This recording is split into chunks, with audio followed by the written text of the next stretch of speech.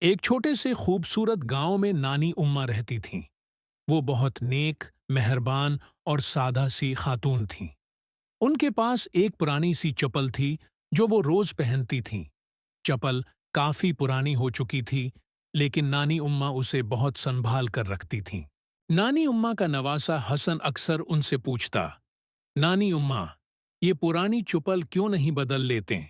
نانی اماں مسکرا کر کہتے، یہ کوئی عام چپل نہیں، جادوی چپل ہے۔ حسن حیران ہو کر کہتا، جادوی چپل؟ یہ تو پرانی لگتی ہے۔ نانی اماں آہستہ سے بتاتیں، یہ چپل صرف ان بچوں کو طاقت دیتی ہے جو نیک دل، مددگار اور سچے ہوں۔ ایک دن حسن اسکول سے واپس آ رہا تھا۔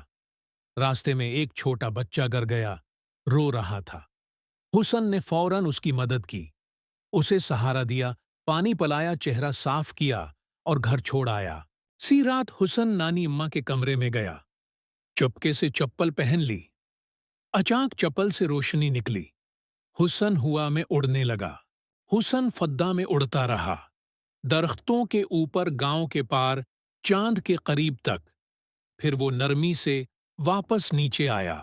نانی اماں مسکرا کر بولیں، دیکھا، تم نے نیکی کی، اس لیے چپل نے تمہیں انعام دیا۔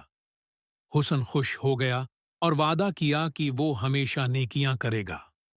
سبق: نیکی کرنے والوں کو انعام ضرور ملتا ہے، چاہے وہ جادوئی چپل کی صورت میں ہو۔